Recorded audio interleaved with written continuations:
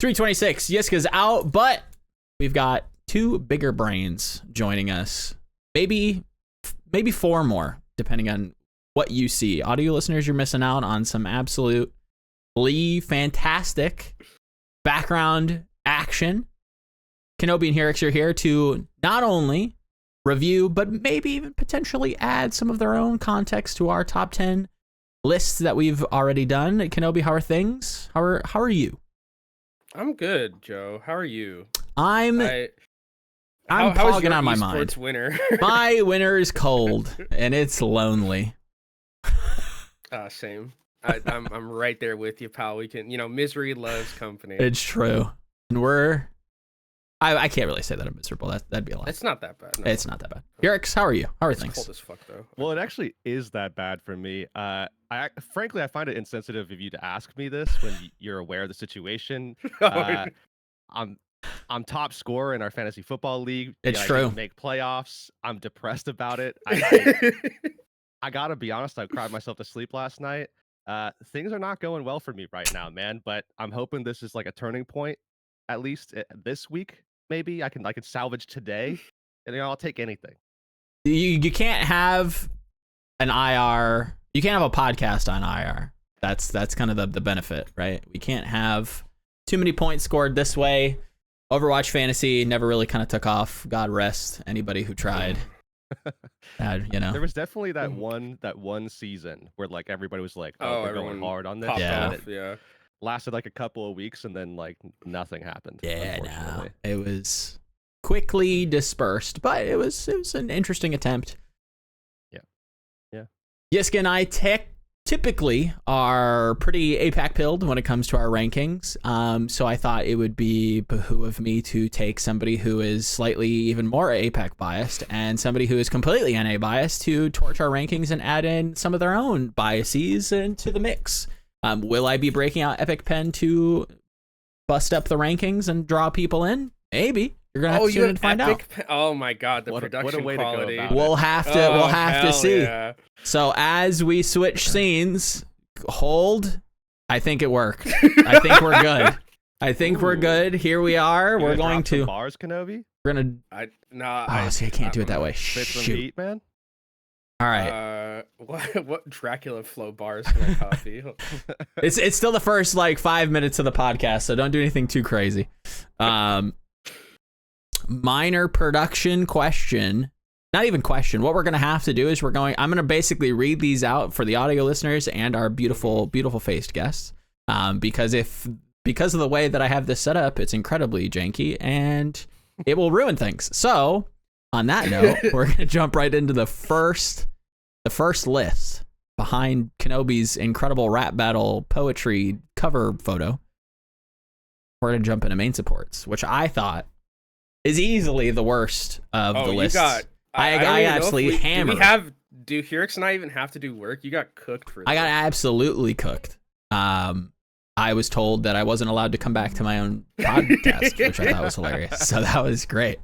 We had Funny Asher on. It was a great time. Every opinion that I had, he told me I was a head ass. So we love that. But that being said, I don't know. Can you guys see it mostly clear enough? Yeah, okay, yeah. cool. Awesome. Yeah.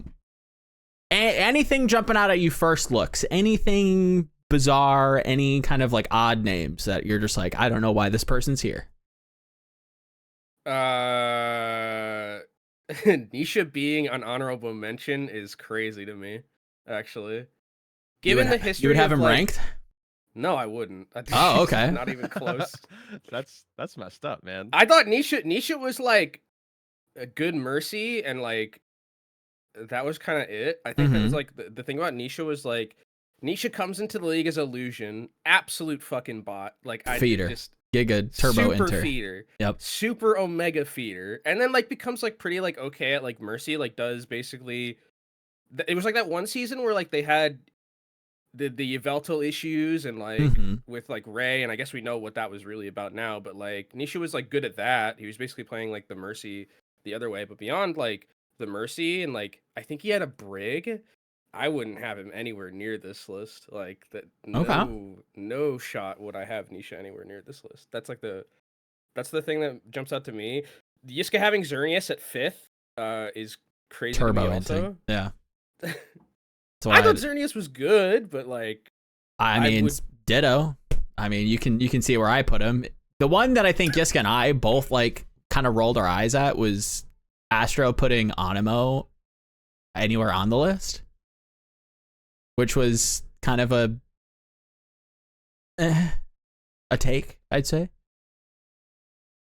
I wonder if that's like a thing where it's like the players just have a good have a different sense of like what makes the main support good, because I feel like this would be something where it's like there's sometimes where you do rankings like this and Yeah. there's like players who are like, oh, I think this guy's really good, and then pundits and like are like, no, this guy sucks. Like, I wonder if that's kind of where we are at. That's at least like how he described it, where it was just like, yeah, I've never looked at him and been like, yeah, he's doing something wrong, or like he's just fine, and he's existed for so long, so you got to kind of rank him. And I was like, I don't know if I agree at all, but that's just my opinion. Anyone? You're gonna have to excuse me because I haven't seen these prior to like sitting down. No, yeah, this is exactly this is a first time reaction for this. It's exactly what we're looking for. And I'm gonna say I was like looking, I was like, okay, I don't like have like so many problems, but now that I'm actually looking down your list a little bit, I have actually quite a few problems with this list. Hit me. I mean, the two things that immediately jump out to me, I guess this is like a collective one thing that jumps out to me, is that I'm seeing Jexy is listed. Yeah. And then you've got Masa and Moth as honorable mentions. How does that even happen? Do you want the honest answer, or do you want me to try to like quaffle and try to... Oh, you just goofed? Is this a goof? I forgot. I'm not even gonna lie. I just forgot. I mean, I saw that and I was like, there's no way that you weren't like sipping on that drink or something before, putting this together. I was off a Saskatchewan sugar booger, and it was an issue. You're on the Nashville Nibblers right now. Like, that's just... I don't know. And Cran, and they just did their best to interpret. Pretty much, it was a hieroglyphic, and I had to. I think every time we've done these, Yiska and I think some of even the guests. We'll get to another person who I think forgot one. This is the only list I saw because you got cooked so hard. Oh yeah, this was all over the place, and Astro I think just had enough of me by the end of it. It was like, this guy is off his absolute rocker.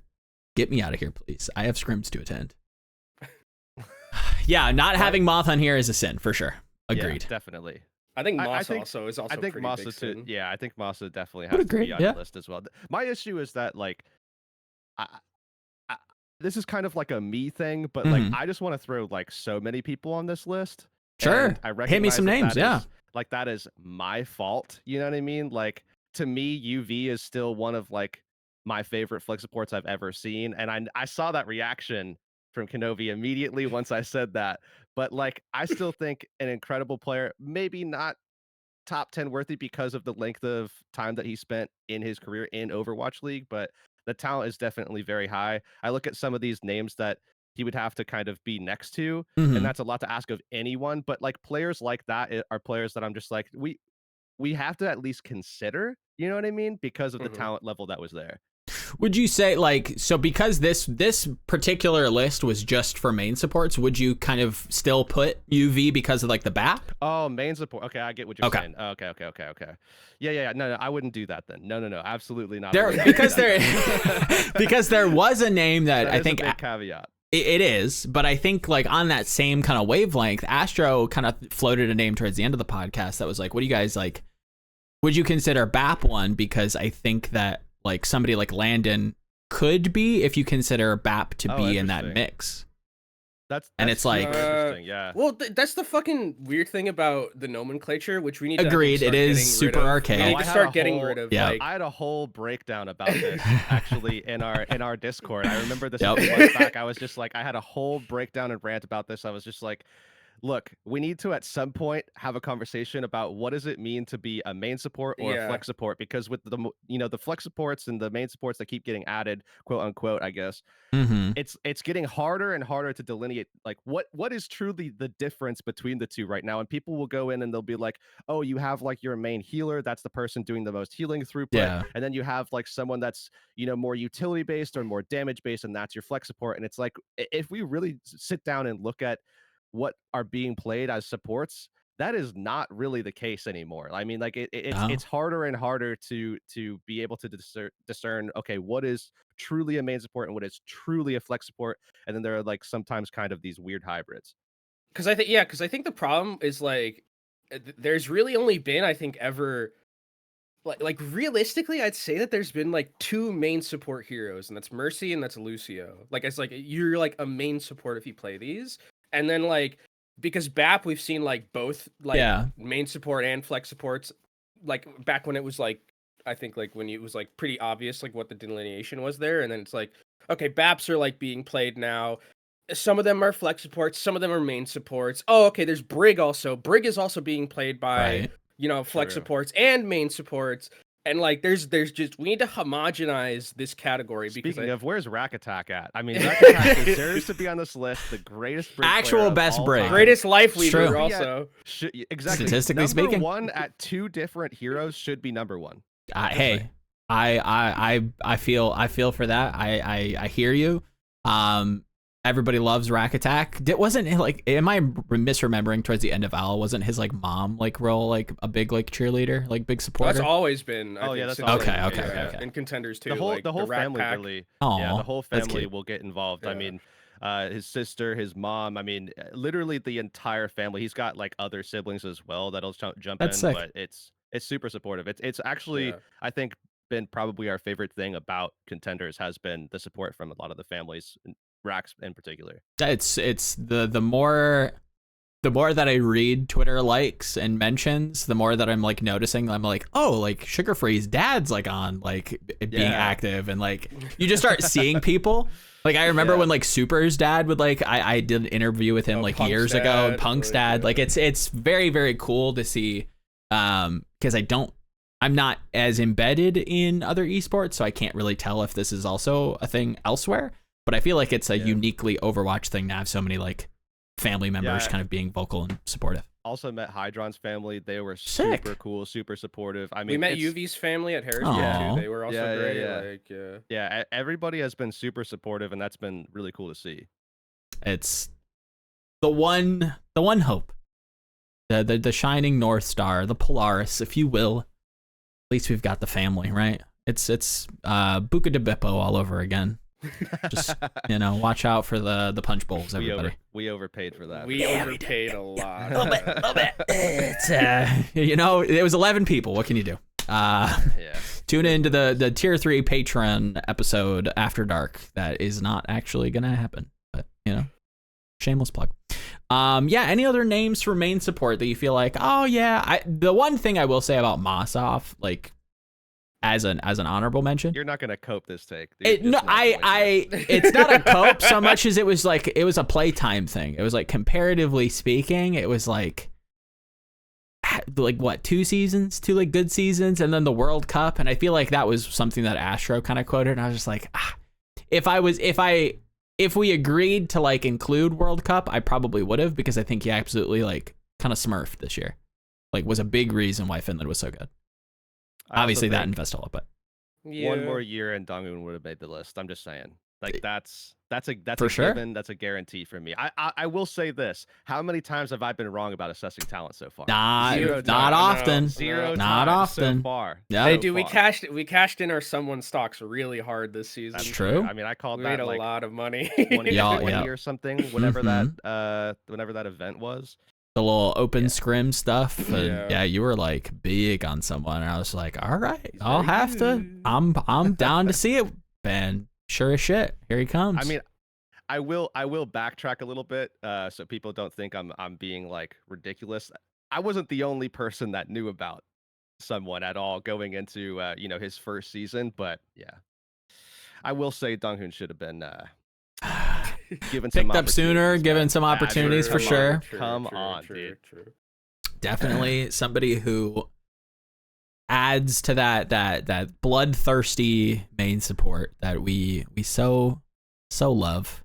That was kind of like where I was headed with like some of the top of my list, where it was like, all right, I like a main support that can play make. I want somebody that isn't about to like interface off like Lee Jae-gon, but also somebody who's like willing to like get out there. And I think Astro kind of put it really nicely, but like kind of has this like global taunt aura where like everybody's looking at Lee Jae-gon because he's just skating across the wall into your back line, but like he dies first, but it works. Like their team fight win rate. You don't have Chio on your list, and I'm wondering why that. That one was more of like kind of recency bias. I also like I rate him highly, but it was like I would love to see you try to perform on like a not just absolutely giga stacked roster. You go from like Dallas, obviously winning a world championship is impressive, 100% ring winner. You can't discredit that.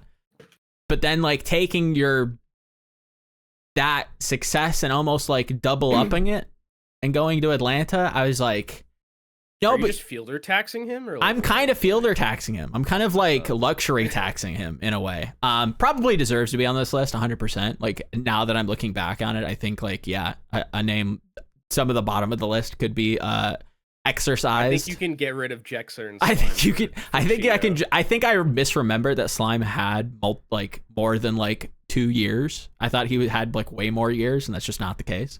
But yeah, Chio probably should be on there for sure. He had 1 year of being good, and yeah, he had the season 2 GOATS year on Vancouver, and then he was not relevant. Not very good. And I don't know why I thought he was. It's just not the case. Yeah, 100%. I disrespected Moth, and Chio deserves to be on here, but if I had to put him on here, he probably still would be pretty low. To be kind of spicy, little content brained. But I think you're based for your IDK take. I think so. I don't know, like Heurix, is that like crazy? Because that was one of the takes that I feel like I got cooked for the most, was like IDK like being like rated highly. He's too high, but he should be on this list. I think. I am. What do you remember about IDK? Do you like him? Do you have fond memories? Poor memories? What? Well, I don't think I would put him in my top 5. Okay, that's fair. I think a lot of that hinges on the fact that there are players that you just don't even have on your sure. list. Very fair.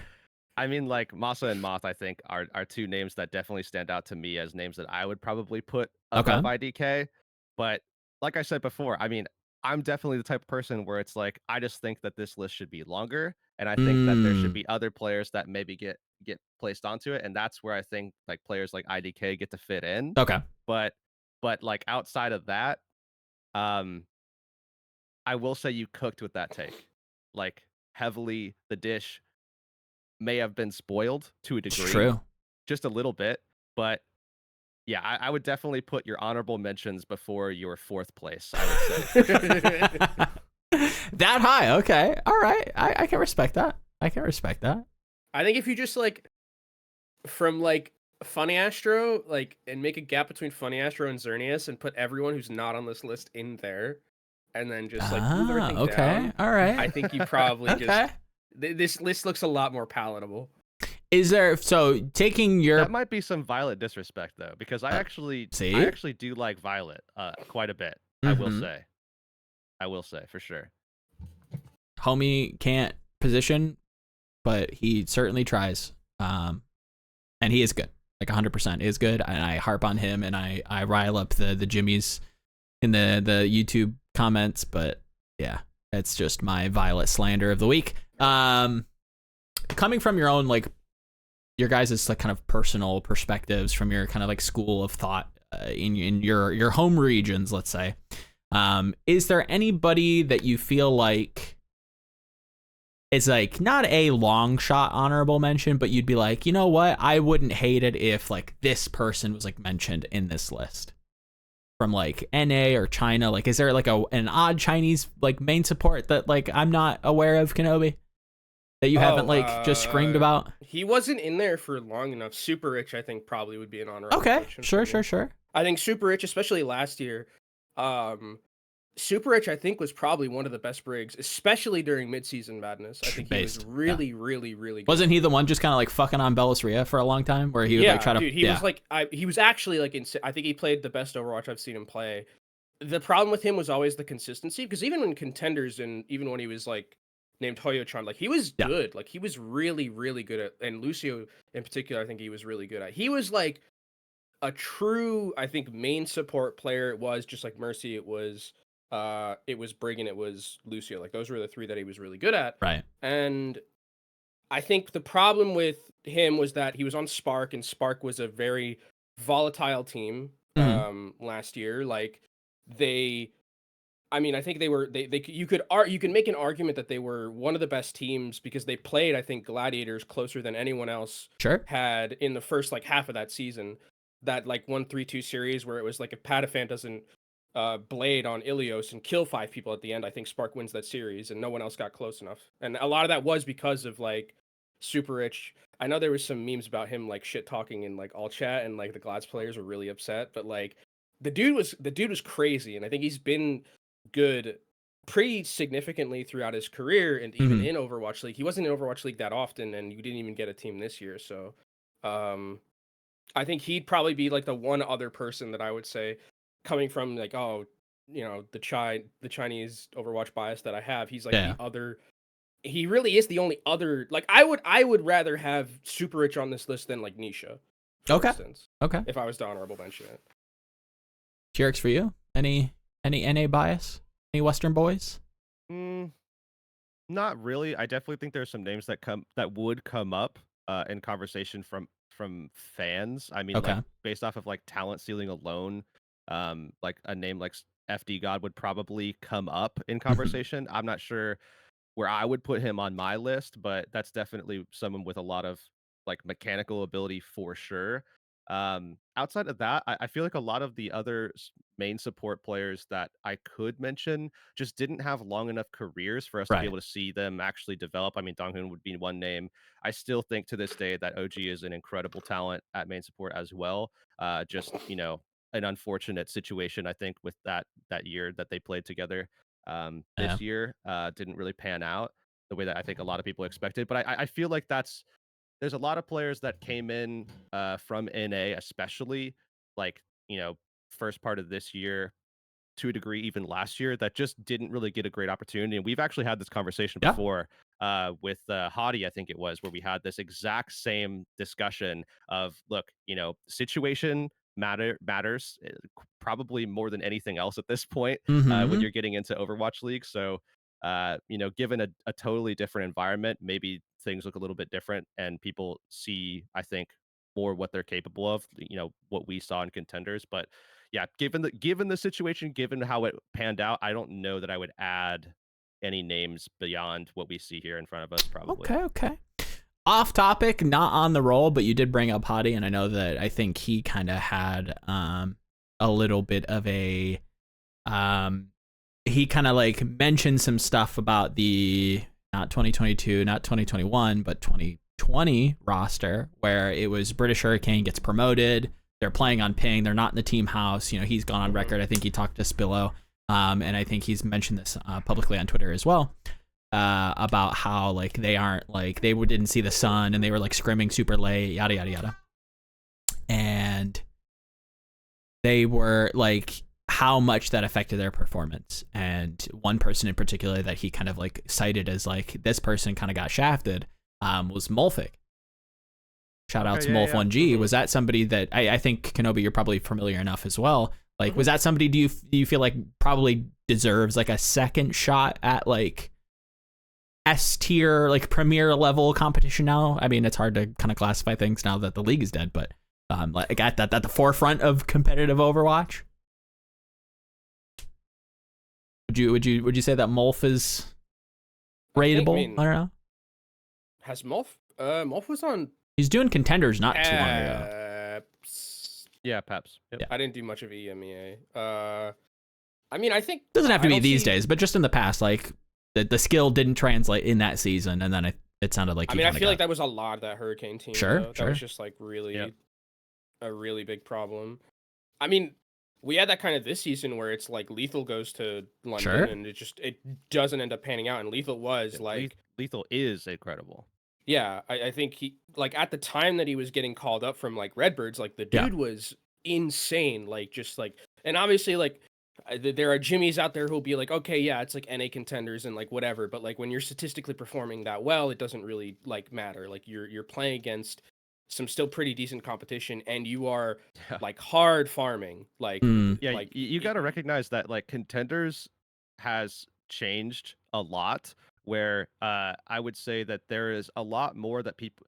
This is probably something that people recognize now because it's been talked about a little bit more by Sure. players that have come up and they've been more open about this discussion. But you'd be surprised just how close top contenders can be to Yeah. like middle of the pack like Overwatch League, very very consistently, to the extent of you look at some of the top teams that came out of contenders, and yes, it didn't really pan out every single time, like British Hurricane, that situation, the American Tornado situation as well. But you have to understand that behind the scenes, these teams were dominant, even at Overwatch League levels a lot of the times. And we even had teams like Third Impact that were just like destroying Overwatch League teams in scrims sometimes as well. Yep. So yeah, there is definitely something to be said about going into contenders against that level of competition and performing very well. Which is why we're so high on these players, because they do this even against Overwatch League level talent. And you talk about some Overwatch League level talent that also just go down to contenders or go down to collegiate now, especially, and you still see those players, performing well.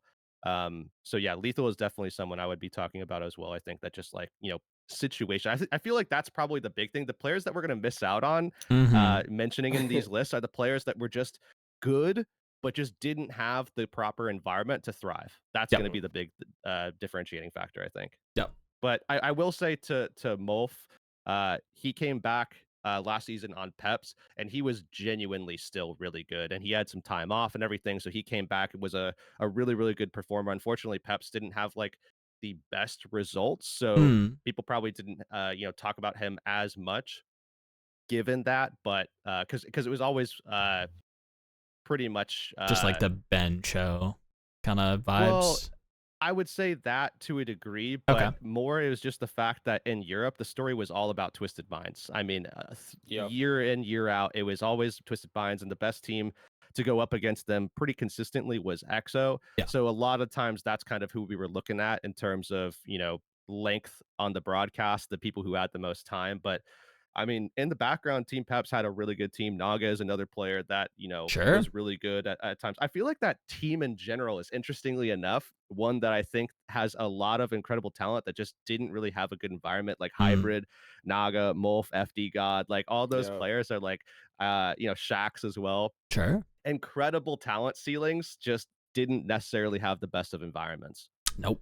And that's a perennial problem, it feels like, in esports. We've just got tire fires everywhere, and we're just judging them based on how they operate in the flames. And it's like, well yeah, because it's like when this is like this is a bit tangential thing, and like people Sure. like, but like when like at least for like League, when like Liquid brought up APA, yeah. who is like coming from their academy, has to play in a team with like 4 other Korean players, and it's like, okay, well, like of course he's not going to perform like fantastically because he's in probably one of the hardest roles that you have to play in the entirety of League of Legends, and also you're surrounded by people who just don't like speak your language, so like you're not Mm-hmm. comming correctly, and it's like it's very easy to just be like, okay, yeah, the kid can't hang, but he's also just not communicating with it. Like it's probably very difficult to communicate with the team in Bad that regard, environment. and I think their environment does matter a lot, and it's like it's very easy to just be like, okay, this player is, this player performed bad, that's it, wash your hands of it. Yep. Lethal was never good, or whatever. It's very easy to look at it that way, but I think that's just like kind of not really fair to how it should be working, right? Like that's just not really how I think it works in general when you call up these players. Like environment is a very big deal, and the London Spitfire, I mean, they kind of went through probably a lot of the fire to get to like where they were in these past 2 seasons, but their environment was like fantastic, right? You have Chris, you have Nuki, who are both very, very good at their job, foster a very good environment for that team, and that's why they're performing so well, right? Because the narrative with them was like, okay, yeah, it's like this very underdog story, but they're a team of like 5 people that were like very, very good at their jobs. And because of that environment, like if that was a horrendous environment, ain't no way London's like performing that well. There's just no way. No. And that was, I think Christopher's mentioned this on the Uncoachable podcast, but I think that was also quoted as like one of the reasons why adding players was kind of difficult, because like the environment of those 5 starting players and the coaching staff was just so good that it was hard to like change it up and like throw in Sauna or throw in Lethal, and it just didn't like. It's not that they were like wrong in any way. That's not the vibe that I got, but it was just having that like differing of opinions, or like not necessarily being on the same page of like stuff that they've already like gone over and known. It was just hard to kind of like plug and play players there that were new to the system, were new to the environment, and it just, why fix what ain't broke, kind of like what I took away from it. And they were just like, we'll just rock with the 5 we got, and just, you know, did well. I mean, can't really blame them for it, right? Pretty successful. All right, but no other main supports, huh? Nothing else to say. No. Pretty cooked so far. I got my super rich thing in there. All right, based. All right, so we're gonna move on to the next one, which is gonna be tanks. We brought on LH Cloudy. It's our top 10 tank list. One that I think, I'm gonna be completely honest with you, I put way more time into. I didn't forget anybody. I don't think. Supposed to put on there. The one thing I will say that I thought was hilarious that Cloudy bestowed upon us, the content god himself, he did not rank Fate. He said Fate was a fraud, he was a sham, and he would walk through him in Rhine duels, which I thought was fucking hilarious. He said he would break. He said he was brittle. He had weak pillow hands. Not actually, but pretty much. He was pretty harsh on Fate. Maybe in Rhine battle. I mean, I suspect there are a lot of players that would just crumble into LH Cloudy's Rhine, but didn't rate Fate at all. Not even a top 10. It's very hard for me to look at Fate's season the year that they won the championship and just be like, yeah, that guy's not top 10. And with it, just like everything that's happened in like the past, I think that like, I don't know, that dude learned ball in like 3 months and was just the best ball in like the league, and just like he was terrible at it. I remember the first like stage that they played it, Fate didn't know where Pound was. No, like he didn't know where. I remember screaming in Discord at like 6 a.m, asking him, "Please Pound, please God, slam something." Didn't know how to use the momentum like stuff. And then like 3 months later in the second stage, when it's like really ball meta, he's just like far and away the best one, and it's just not even close. And they're beating like Chengdu, who has Gaga, who was at the time probably the best ball, like literally Ameng 2.0, and then Fate's just like, okay, well, it doesn't matter. I'm just better than you. Like I think Fate is for sure a top 10. Like it's very hard for me to look at that guy's body of work and not put him in top 10. How high he is now, that's like a different kind of like story in terms of like where I would put him. Like second. My thing was like, I want somebody at tank that I can just plug and play. No matter the meta, I can just throw him in. He ain't gonna be like an issue. Yeah, but you also okay. You see what I mean? I thought that was Like Fearless is an exception because he's just the best at one of the most prolific tanks. Like it's not close. Nobody's like near him. You know what I mean? That was at least my judgment call, where it was just like, okay, we've got some one tricks. Put someone over Gushit. Dude, this guy. Are we weighting how prolific their career was as well? Is that also part of the ranking system, or is this like purely ability and? However you really want to argue it, I think that's fair. I think prolificity is tough, because it's like, I don't want somebody like let's do like Miro, where it's like was very good for his time, had a couple seasons, was like mid, and then like that kind of like legacy carries you into a top 10. I wouldn't say so, but that's just me. Okay. You know what I mean? Like it depends on how you define like prolific. To me, it's this and our last role are probably the hardest Sure. for me to rank personally, just because I mean so much of the performance of both of these roles is dependent on the team. Yeah. Whether it be coaching or the other individual roles that are surrounding these players have such a high degree of impact on them. Sure. I will say that I think that you guys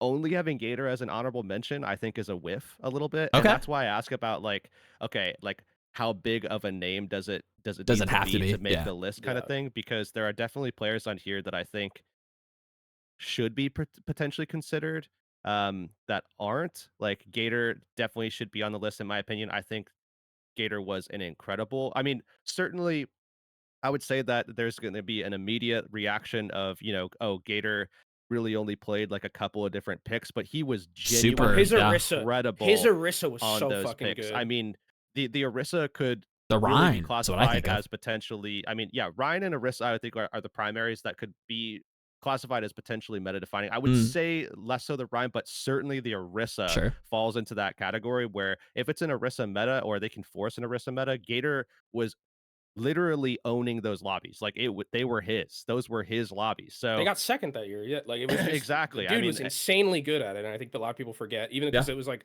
Orisa's like, at that point, like resident sleeper hero, and it's like whatever. Actual but, like, the dude was like, I mean, the dude was so good. It's just Orisa, but it's like that doesn't matter. Like, the skill set that you have to have. The thing is, it's like nobody else was doing what Gator was doing. That's the thing that people don't recognize. That Gator genuinely was a problem for a lot of teams that had to play against him. I also think someone not being on Cloudy's list is a little bit of a whiff as well. I still think someone is one of the best tank players that we've ever seen, let alone main tank players. Should absolutely, in my opinion, be in the top 10. And I also think that there should be, and this is why I said how prolific does their career need to be. This is the person I was really talking about. At what point do we start to consider Reiner? Because I genuinely think there needs to be a conversation about Reiner as well. I think he kind of had his as much as it is a meme, especially in this circle, like he kind of had his legacy scratched a little bit. Yeah. Because of like, Queen, right? Not just by Queen, but just like not having that like length of time, because I think he was on a top 10 trajectory without a doubt, wholeheartedly. Like, homie could play everything unironically. Like I remember talking to Heurix about like Reiner, and he's like, oh yeah, DPS is a big playmaker. He's either gonna fucking pound or he's gonna int his brains out. One of the two. There's no really in between with this kid. And again, he's right. Comes out, plays everything, is an absolute stud, and is one of the big reasons why Gladiators was so successful. On top of Patty somehow pulling it together mid-season, and Kev, but that goes without saying. But yeah, no, I think Reiner, it was on a trajectory. I just would have loved to see like a universe where he continues playing, doesn't have any issues, and like gives me like another solid year of that kind of like performance where he's like moving roles. He's playing the Winston, great. He's moving to the Rhine. Maybe he's even playing Rhine on, in a flavorful way where it's more stylistic and they're kind of like just jamming it on like a certain map. Like, I think he could have been here for sure, but my thing is just the time. Yeah, that's the toughest thing about these lists is like, I'm trying to think in my head, okay, who would be in my top 10 like greatest of all time at this role, and I'm thinking mostly off of their ability, my perception of their skill set and everything like that. Also, how do they mesh with their team as well is a big factor for me. There's certainly one or two players on here that I maybe wouldn't consider for that reason. But Reiner, to me, like, outside of the fact that just really only got to see him 1 year, really only got to see him in one situation. Yeah. I mean, there's another universe where he actually winds up playing that second year and comes in with, let's say like Defiant or something like that. And if that team turns things completely around from what we saw at them start, first of all, I mean, we're having a different conversation about probably every single player on that roster, barring Hydron, I would say, like, because everybody's already so high on Hydron, so it's hard to turn that one around. But yeah, we would be having different conversations about every single one of them, I think. And that was kind of like the masked wrestler kind of argument with Toronto, that like this year in particular, where it was like, okay, you know, if the music chimes, if a steel chair is missing and Reiner comes out from backstage and is just beating up, you know, the Florida Mayhem and the crowd goes wild, like, how do we factor that in? And I was of the opinion that, like, if you can tell, if you're going to tell me, like, if we're going alternate universe in your mind, we restart the season, Reiner, we plug him in, and they unironically start winning, you don't have to make the midseason moves. You have an environment where everybody's, like, familiar with one another. Everybody's doing well. We've had Kasaurus talk about how maybe, I don't remember if it was Kasaurus or not, but somebody around Team USA was talking about how Team USA was maybe a little too friendly. Maybe that was the case on Toronto. Who knows? Whatever happened. But the one thing that we do know about team internals is that winning kind of erases everything. Cures all else. It 100% is a cure all. As long as you win, it don't matter. And having somebody like Reiner step in with those Winston compositions, being able to play everything, and then having Kalush to kind of plug in any kind of, like, you know, we go to circuit, Kalush comes in, is an absolute stud. You go to Havana, whatever map, you know, we have Sigma metas on. I totally agree. I think the mid Ronto is erased, and you're set up really, really well. And yeah, I think Reiner definitely is one of those players that I think we kind of missed. Sadly, it was taken away a little too early, and easily could have been an incredibly prolific player. You want to, you know, throw around that the P word, if you will. Yeah, super talented, 100%. I think that, like, I guess so there's two things I have about this list. First off, Yiska having Fearless 1 and having Gusha 6th is, like, sacrilege to me, because I think they're both, like, pretty much the same player. Like, if any, like, yeah, Fearless was, like, I think probably the greatest of all time at Winston. Yeah. And Gusha is not far behind. I think it's not even, like... Is it like an other hero thing? Is it like, does Gusha have much else? Yeah, okay, so we saw Gusha play Doomfist, is the best Doom this season, probably. I think this That's season. Fair. Like, was insane at Doom. I think the Rhine, because he's in APAC jail, we don't really see Rhine too often, but the times that we did see his Rhine, it was good. The Orisa was a problem, but it was also a problem for Fearless. Yeah. Ball was also, like, kind of 1-1, like, the similar things. Like, they're both relatively the same player. The difference is that Fearless, I think you can argue, like, mechanically, just by, like, a snippet, is, like, better at Winston. And I think you have to make a lot of arguments about, like, how it happens, because I think, like, Gusha's primals are better. Like, I think Gusha has the best primals of any Winston that we've ever seen. I just think the control he has, even over Fearless, right? But Fearless, like, in the neutral, in mid-fight, mechanically, his positioning is just cheat code-like. Sure. Like, so I think but I think they're basically the same player. I think that Gusha so and it's the Fearless distance. have very similar trajectories, and the distance is not that far between them. Like, I think they're basically the same player, and I think story-wise, obviously Fearless has, like, a better case, I think, because you have the Shanghai reverse sweep, which was just, I think you can argue one of the best performances in OWL history, if not maybe the best performance, besides, like, Prophet on in stage 1, because we've never seen a player come into a lineup down 3-0 and just completely change the outcome of the lobby by himself. Like, that team was good, that Shanghai team. That doesn't happen. Like, they were getting, like, Staniel 1 was the Orisa during that matchup, and was getting just ran over by Gesture on, like, Orisa. I think that was the tank they had at the time, right? Soul, maybe.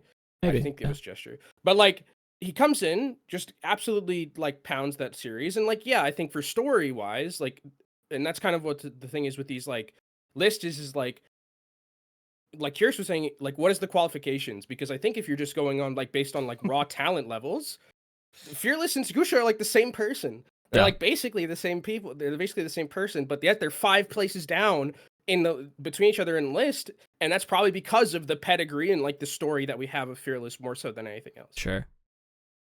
Also, the second thing. Yeah. We need to have a conversation about Mag at some point, I think, a lot of people, because, like, okay.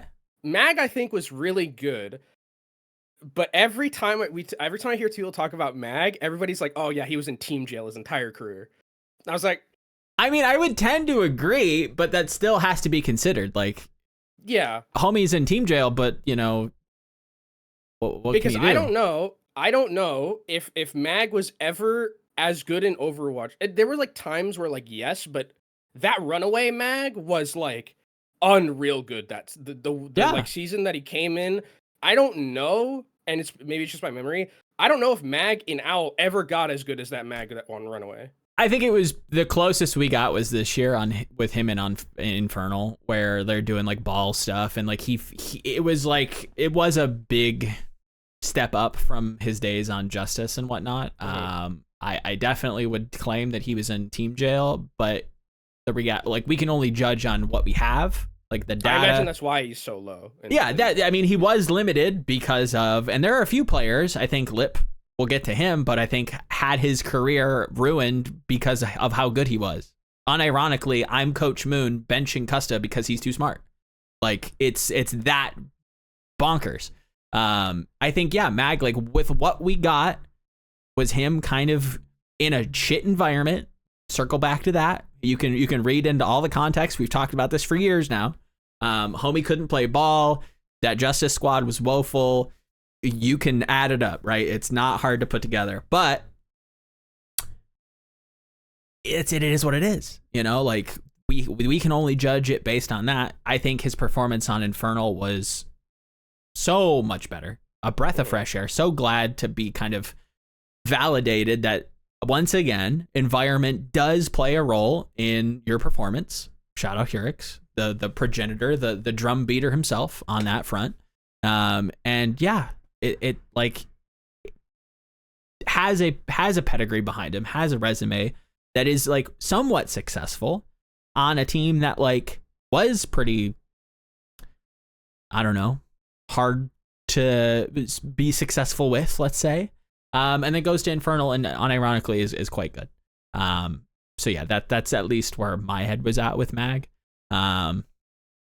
Anyone else? I feel like there's a name that I feel like everybody is just not seeing. It's on Cloudy's list towards the bottom. I see. I did mention that actually. Okay. Yeah, Rio is. I just didn't.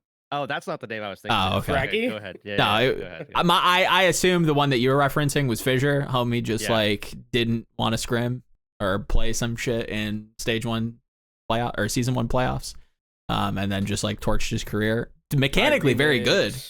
Yeah, iRemix coming in, and still being able to compete with London was that was certainly a timeline, man. What a world. What a world. I also love that, like, looking back on that stuff in hindsight, I love that, like, coaches still try to run PR like that, where it's, I mean, what are you going to tell, like, the Jimmies on Twitter that are just like, yeah, players didn't want to scrim, but I think it's just so funny that everybody's just like, yeah, I fully believe that iRemix is just better, and we scrimmed, and we had more success. That's just why we subbed him in, and I'm like, okay. Sure you did. I'm sure. Yeah. That checks out, bud. That 100% doesn't smell like hot horse piss. You're right. iRemix is better. Shout out wherever Mr. Remix is. But yeah, Rio as an honor or a 10th place mention for Cloudy was a pleasant surprise. I thought that was kind of interesting. Not somebody who I feel like either of us ever remembered. I feel like is a pretty like unnoteworthy tank player of all time in the Overwatch League, but did last a while. You got to give him that, right? Was around for a while. He was on the charge team for a long time. He really was the face of the charge without really being the face of anything. There's kind of a lot of respect going on in yeah. I mean, for sure. I mean, Cloudy's list, I will say, is a little biased. I think he'd admit as much as well. How good was Fraggy in that first season? Because bro, like, he inted his face off, and I kind of brought this up to him as well, where it was like I tried to make some sort of like weird correlation because Fraggy had the most like deaths and first deaths on Winston's lab back then, but they were still so successful, and it was like, bro, is this really like actually run it down, Fraggy, and we'll just play off the back of the space that you make in that like fraction of a second before you just die. Like Bumper? Unironically, like Bumper Light, like the Wish version of Bumper, like Nick Jr. Bumper. You know what I mean? Like Nog and PBS for Kids Bumper. Like it was a little rudimentary, but it kind of worked out. And the funny thing is that that actually is. I mean, we don't have to get like super into it, Sure. but like that actually is like not a bad strategy in some No. cases, because it does kind of isolate certain matchups. And when you're talking about a team that has, I think at the time, one of the better DPS lineups, Yeah. I would say inarguably, when he was playing in that role, you basically isolate that matchup and say, we're going to put our DPS on a timer, we're going to put your whole team on a timer, and we're going to say we're going to win within that time span. That's genuinely not a bad strategy. It really is not in certain cases. Yes. So I think there was a lot of intent. I think there was a lot of purpose there for him to be playing like that. And I will say that Fraggy genuinely was a really solid player on basically every team that I remember him playing on. I mean, if I'm not mistaken, he got this is really digging deep into he was on NIP. Yes. I'm digging so deep right now. I'm trying to think back to like the like, what is it, 2017 days or whatever it was. Even a little bit earlier. Out there, I was out there in like Croatia and stuff, doing stuff for Europe, watching Fraggy. But yeah, he was always a really, really solid player. I mean, he's still doing stuff in esports right now. I think he's still doing like with Echo, right? Raid for race to world first stuff. Yes. Yeah.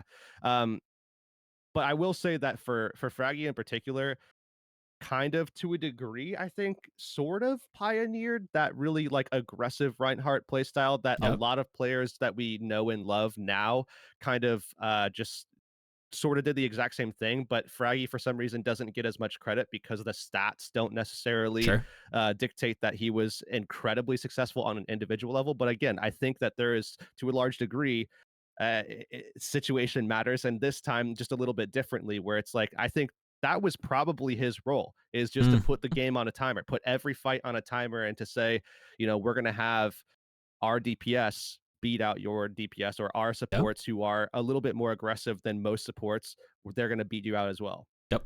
100%. I don't think I don't know if it was necessarily the supports. Shout out to Neptuno and Dayfly. I don't know if they were Joe Meister for that matter, just running it down in the back line. But EQO and Carpe though, now I'm aligned. Now I'm seeing the Jimmies are all on point. I don't know. Because I was watching 2018 with like fan brain, right, most of the time, where I was just like, oh, like I don't remember. Yeah, you were also Poco brained. I remember that. Yeah, I was super Poco brained. Poco pilled.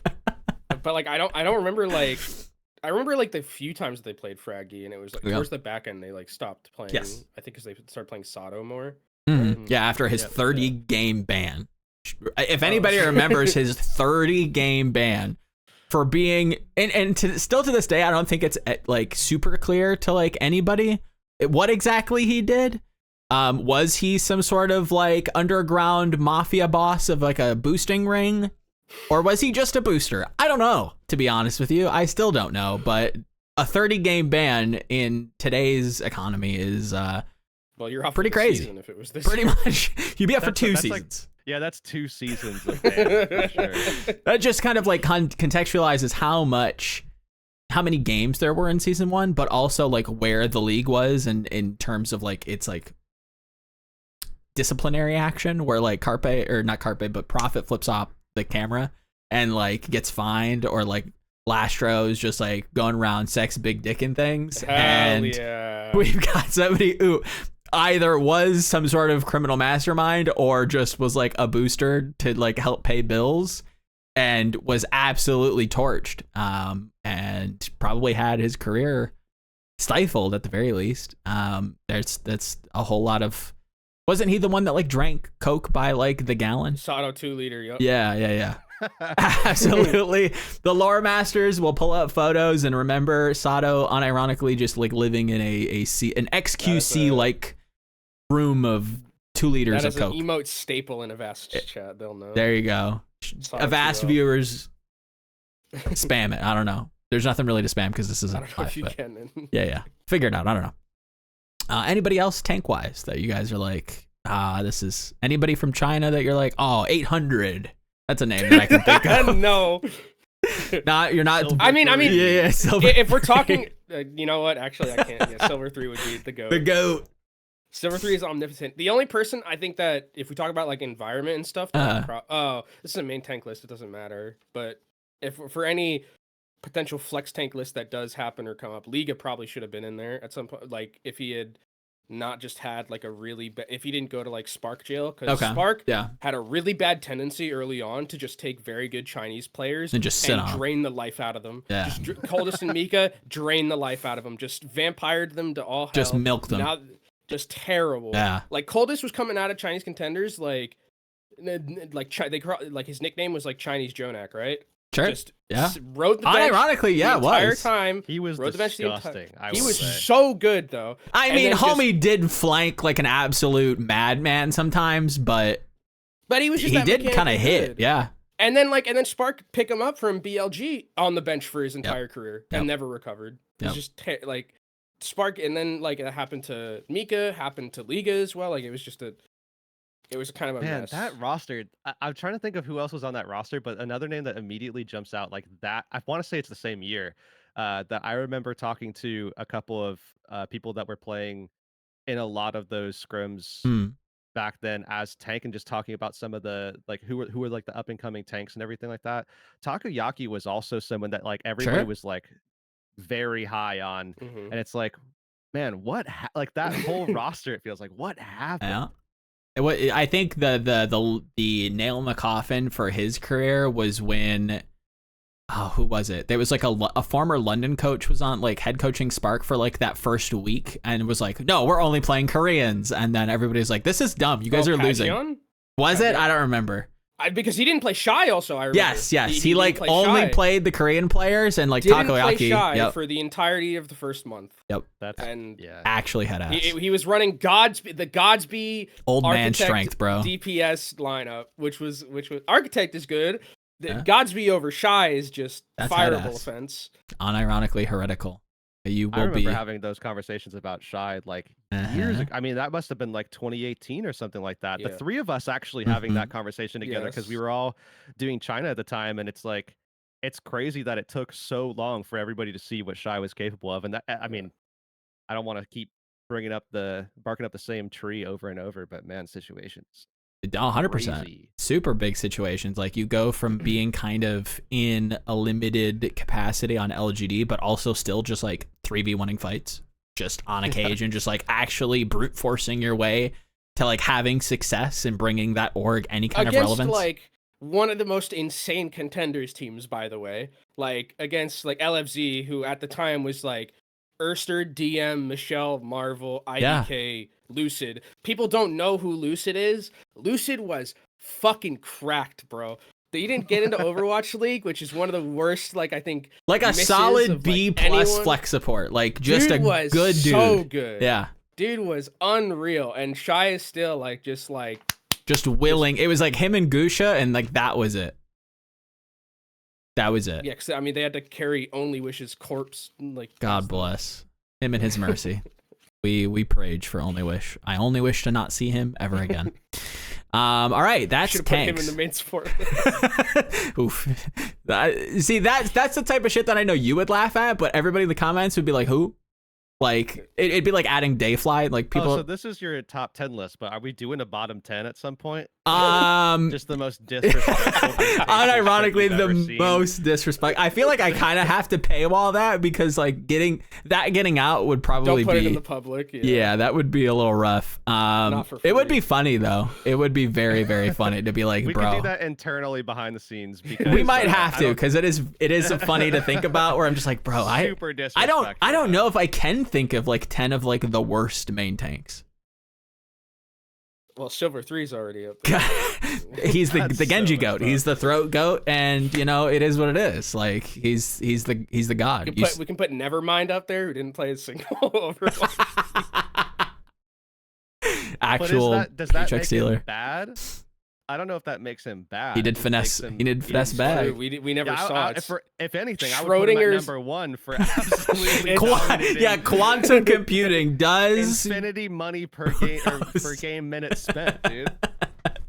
The most Schrodinger's tank player. We'll never know if he was good or if he was bad. Oh man, we will have to do a worse at some point. But moving on, we have Hitscan, as I try not to have a delay and fail. This one I This did not one- expect this. Yeah, this was Shockwave episode. We did kind of speed run these, so he didn't have a ton of time to argue a lot of them, but didn't seem super. I didn't feel like we were all super off base. The only person that I feel like I consistently disrespect is Fitz. I thought he had one good year, and that was about it. Thoughts? His Go in Water year was that? No, it was mostly just What a him on crazy Soul. team, dude. That team was absolutely bonkers. If you want some like high octane, like Fast and Furious style Overwatch, go watch Going Water S. They were so funny, man. So fun. Yeah, but which version of them though is your The one favorite? that was like successful with Water just running it down on like Genji. Water, Yeah. Water Water. Fitz, Amy. I think was Yeah, the main Doha was on support that team too. Yeah. Oh, another person that was I hate to go back to main supports because I know that's like the most sleeper shit. Nobody gives a fuck. We just want to get to DPS. I get it, Jimmy's. James Overwatch is in the chat. Amy though, I think was just like a scrim god. I don't know why he was never picked up. Korean fans can tell me why that might be, I but feel like he's another like the name that was only just passed runaway around. player that just never Yeah. got, like just Everybody- never got I- in. like, I All the remember other ones were hearing- getting in. I remember hearing like people were like, "Yeah, Amy's kind of like the goat. Like somebody should pick him up." And I don't know. Anyways, Hitscans. What do we think? Who got shafted? Did Fitz? Am I wrong? I'm glad to see Yiska continuing his Chinese Overwatch hater arc, by putting Lip above Shy. It's a good one. The actual Sombra goat. I mean, That- this side, like I think they're 1 and 2. It's not like it's not. no, I agree. I think you can't really I argue think otherwise. also because because I was in What is Discord it? and this is What is a hit scan?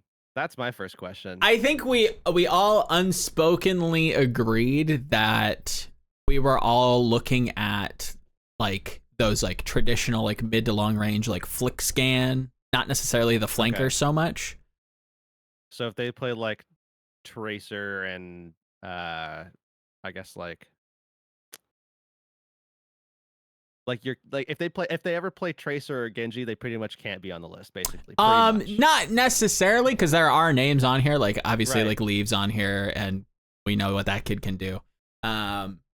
people were also mad in Discord that like Leave was on this list. Like, are they okay? The not one name that I really- feel like I probably should have added was Decay. I feel like I could probably like drop Hisu and add Decay and be like, yeah, I'd be okay with Yeah. that.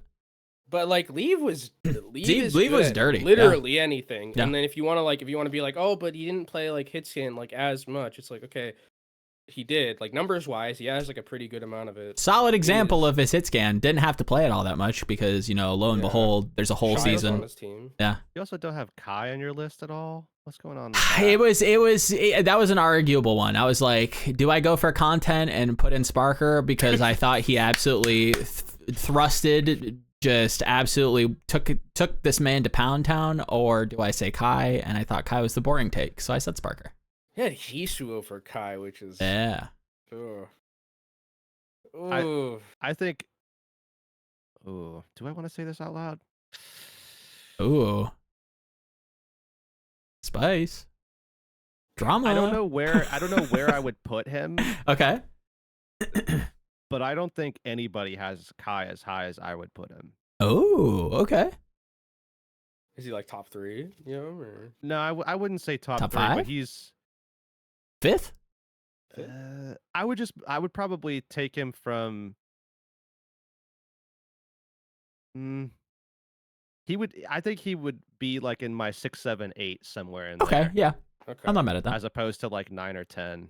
Hmm. Yeah, I would probably, but it's like it's hard to justify like who do you move around, because I feel like there's definitely a very easy argument for like Shy and Lip, right?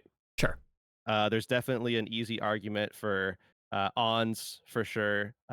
Being up there, absolutely. I think it'd be hard to say Bird Ring isn't a top 5. Probably could say the same thing about Merit. So like to me, it's like everybody in the top 5 just makes a ton of sense, and then it's like, okay, well, what do you do after that? Yeah. I feel like there's a lot of. It's very difficult to rate someone over someone else, I think, at that point. Yep. In that like kind of like It's a 6 smattering to, of, yeah. I would say like 6 to 9, 6 to 10 bracket is super hard. I think there's people that could make the argument that Happy should be Sure. not 10th. But I think that's just like the situation that we're in with this list, Yeah. with Hitscan and how it fits. And speaking of Fitz, you just not having Yeah, Fitz on it at all. I'm a perennial Fitz hater. I just Crazy. I thought I think he had it in him. I just don't know where it went. I think you got burned by his stunks because you used to be high on him. I was super high. He was super good on Soul, and then that after that 1 year, it just was a kind of a non-factor for a long time. Like he would have his moments, but it was super inconsistent. I don't know. I was so not Fitz pilled. It's so funny seeing Merit this high because I was introduced to Merit on LG Huya, and he was a fucking bot. He was unironic, so a coin flipper, dude. One of the worst, like genuinely internationally, when they went to that gauntlet, genuinely one of the worst performances I've ever seen from a DPS. Actually horrendous. But like, look at where he is now, though. He's got a ring, baby. 4 years later, but. I think Heurix is right. Like top 5 seems pretty set. Yeah. I think there's like pretty.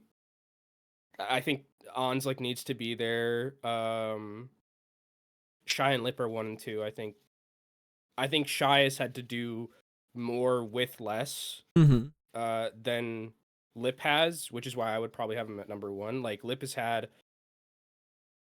I think I would tax Lip because Lip is also like playing with 5 other. Probably like peak of their power. Like maybe you can argue like he's playing with one of the best tanks of all time. He's playing with the best off tank of all time, playing with the best support of all time, playing with one of the best flex supports of all time. And Shy is there having to carry like super rich when he's inting, and it's like Goosh on Orisa, and it's just a disaster. Like he's had to do so much with so much less, and like to get those teams over the line. I feel like, and he was like really coin flippy at the start, but like I think as soon as Sojourn got introduced, which I feel like is a character that was just made for Shy, that like designed for him, it just wasn't even close these last 2 years. Like I think the dude is just, I think he is the best probably Hitscan player that we've ever seen.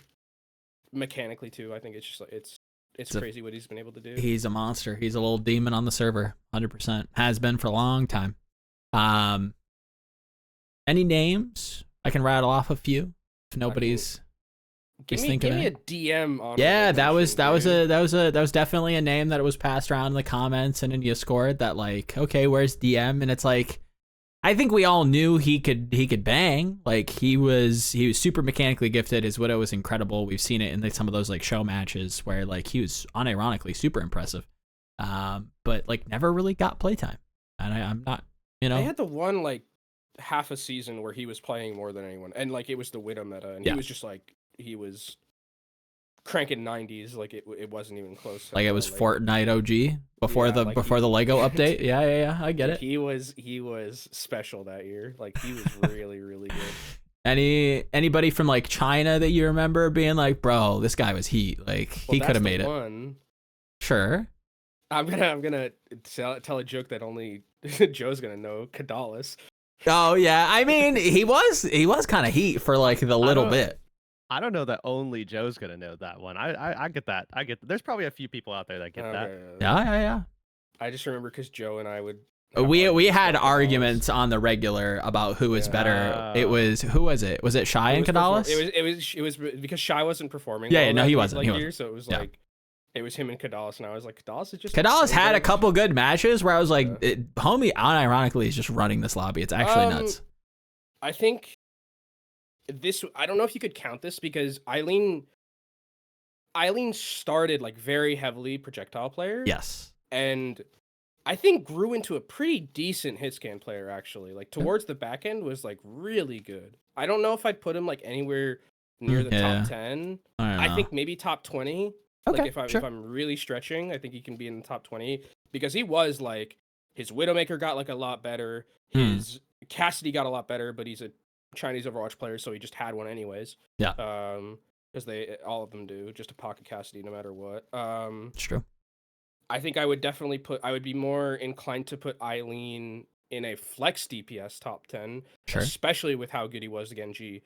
That one season that one stage that Guangzhou Charge won, like during the Genji meta, where he was just. Can I stop you and make you pick an either or? Sure. Jinmu or Eileen? Go. On what? Anything.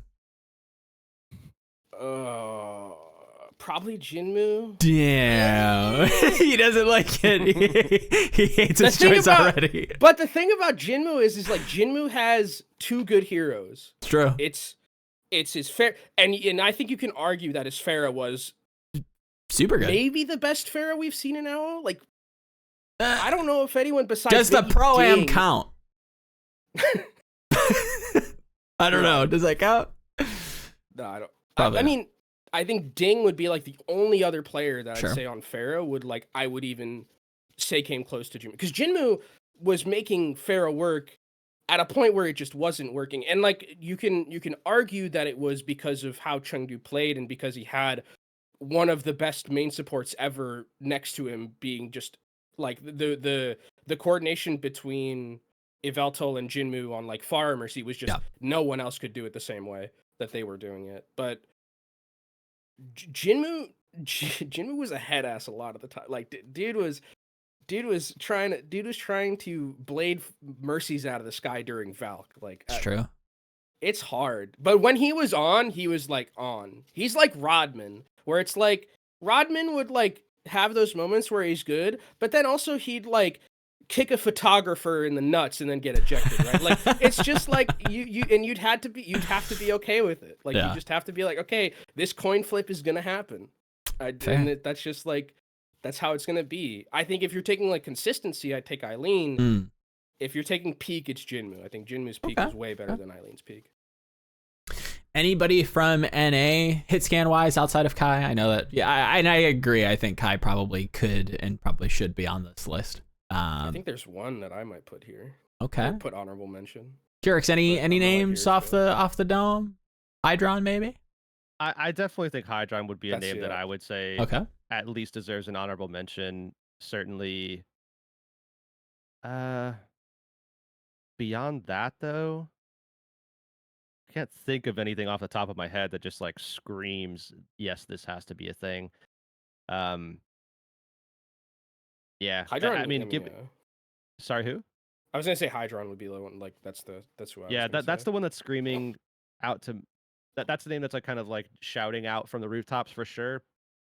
Definitely should. He would probably be in my top 10, I think. Okay. But now that, but again, like I'm looking at this list and it's like, how do you fit someone into this list that isn't these names? But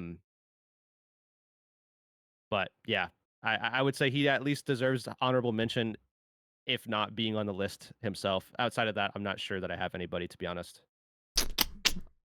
No, like think of like no Zebosai from like the Misfits era. No, put Logics in here. No Logics. No. There was definitely an era where I think a lot of people probably should have said Logics, but you again go back to like, okay, well, what is a hit scan? Because Logics, I think, Logics definitely, I would say, was at his peak during like sort of like the hit scan stuff, but it's not like he was just a hit scan player. And I mean, I guess that could be said about a lot of these players, to be honest. But yeah, it's just hard to define, I guess. Again, the same situation with like what is a main support. Yep. I guess one of the questions I have with this list also is like, why is Kev not on this list? I think that was something that we all kind of struggled with and we didn't really necessarily discuss beforehand. Because Leave is on this list. Leave, I think we all agreed that like Leave should be on the list, but then it was like, we know that Kev can do it, but he's done it in WoW. He's done it, but like not enough to like, I think all three of us kind of like agreed that it was like, if we were to like redo it and like unironically take everybody regardless of how we think of them, because the way that I think of Kev is like, I know I would trust him to be like on those hit scan roles and do extremely well, but I just think of him as a projectile player and like a tracer player. I think of him as the flex DPS, not necessarily the hit scan. So when I'm running through like a top 10, it's like, yeah, I think you could argue Kev, but I think we just like unconsciously all just view him as that projectile guy, as the tracer guy. So we don't necessarily lump him into the box, but after we kind of disseminated everything, it was like, okay, yeah, you could definitely put him on this list. And arguably if Leave's on the list, you probably have to put Kev on the list as well. Yeah, that would be my thing. Cause if Leave is here, we're saying that like hyperflexes deserve some sort of cadence in a hit scan list, which Kev is. Like Kev was like Kev's Ashe was very good. Kev's Widow was very, very good when it was played. Yes, I mean a lot of the time that I think that like he ran into the situation where like the person next to him was like Kai, right? Where it's like, so why would we even bother playing, you know, when we have Kai as this other player? We have Patafan, who was like pretty decent as well, like coming in towards the back end of like when Patafan was playing, and like he's had a lot of very good, like he's had a lot of very good hit scans next to him. So there hasn't been that necessity. But I think if we were going to go off of just like general skill, he'd probably crack the top 10. I think it's fair. It's fair. All right. I think we've gone long enough. Thank you both for coming in on relatively short notice and hanging out and chewing the fat, if you will. That is going to be episode 326. But last little bit. No of epic pen, bro. No epic pen. I was thinking about doing it, but the way that I have this recording set up is very crusty, and if I move one thing, then somebody's Discord DMs are getting leaked, and that's probably not good for anybody. So sadly no epic pen. Maybe in post I'll draw some arrows. No, I'm not gonna do that. I'm not even gonna. That's just not gonna happen. But yeah, let it, you know, this little bit of the show towards the tail end is your guys's. So if there's anything coming up that you want to plug, I know Kenobi's doing co-streams. Anything for the both of you? What's going on? I did Aurora Cup and that was fun. Nice. The Spark Chinese team really just hates me particularly, I think, because they why? They really just make it difficult for me to watch those games. They were weirdly close. They almost lost to, they almost got reverse swept by a bunch of Korean Zoomers. Like, it's true. So like Sunjun was out there doing. Sunjun, Taejung was on that team. Fucking Jasmine, bro. Hyun, Jasmine, that team that's a good team though. That team's gonna be pretty good going forward in whatever Overwatch esports looks like next year. Beyond that, I don't know if I'm gonna co-stream the games. For Flash Ops, they start tomorrow, so wherever those games can be found, please go support, because there are a lot of good players that are there, and supporting the esports good. Yeah, we can't go support tier 2 Overwatch because everything's kind of tier 2 right now, right? You just gotta support Overwatch. It's homogenized right now, so just go support Overwatch esports any way that you can. True. Calling All Heroes, go watch that as well. That's also something that everyone is watching. That's Calling All Heroes has been incredible, actually. It's been really fun like to watch. Calling All Heroes. Fun. So make sure to. I think Overwatch Path to Pro is the account that still runs like everything in terms of what's going on right now. So they have all the info. So go follow them on Twitter, and then you'll get your updates from that. But Flash Ops starts, I guess. Are you releasing this today? Whenever this episode's out, it starts on the 14th. Of December. It'll hopefully, barring any kind of errors or YouTube issues, it'll be out tomorrow, Thursday. Okay. Or today, audio listeners or video listeners. It'll be exactly when it's out. So there you go. Heurix, anything coming down the pipeline? I know you've got some secret, super special projects that you're working on. So I don't know if that's worth talking about. Unfortunately, not today. Okay. But yeah, I mean, same thing for me. I think as long as everybody's just supporting stuff like Flash Ops, CAH, all that kind of stuff, I think that's the big thing. Definitely wondering what's happening, coming around to the next year. But aside from that, working on a pretty big project right now that I think everybody would be pretty surprised to see. But we'll see how that goes. Definitely not something I can talk about for, a while, I think. Sure. But we'll get there when we get there. But stay tuned, Maybe follow CT Heurix on Twitter. Maybe you'll get news eventually. Maybe there's some really cool stuff in the pipeline. I don't know. Just saying. Yeah. Just saying. And typical esports announcement. That being said, esports winter pause. Big winter. But the ones that keep it warm are our patron producers, who I forgot to intro the show with. So you're getting it now. I love you all. It is brought to you 326 as we close out the show. The people who help keep the lights on in the cold, dark, lonely winter. Does love Misery, all that stuff. This episode is brought to you by Battlecry, Refine Bean, Bronzebot, Buhel, Lulshin, Rexane, Volamel, and Sugar High, and our YouTube members, I am DRW, Brother, Adam L, Ice M Gel, Fire Element 6, and AK. Shout out to the real one. Shout out to the WoW player. Season Discovery kicks ass. WoW's back, baby. But Overwatch is even backer. So stick that in your pipe and smoke it. We're out of here. 326. We're done.